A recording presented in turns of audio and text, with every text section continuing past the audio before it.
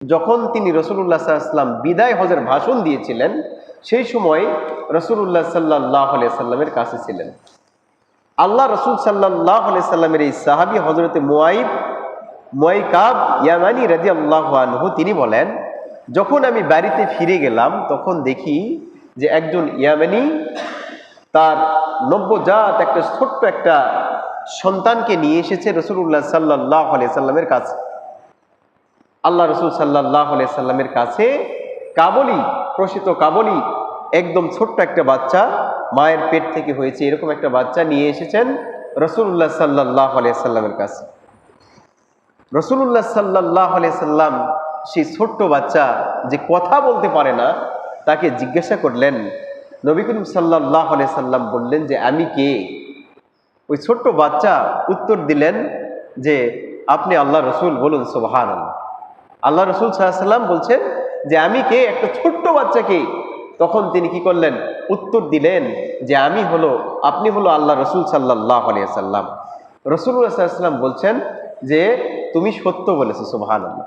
কিতাবের মধ্যে, মাদারিজুন নবুওয়াত কিতাবের মধ্যে লেখা আছে, শুধু এই কথা বলতে দেরি, সেই সন্তানটা যুবক হতে দেরি হয় নাই, সন্তানটা যুবক হতে দেরি হয় নাই, বড় হয়ে গেছে। এরকম ভাবে কিতাবের মধ্যে লেখা আছে তার নাম রাসূলুল্লাহ সাল্লাল্লাহু আলাইহি ওয়াসাল্লামের আমলে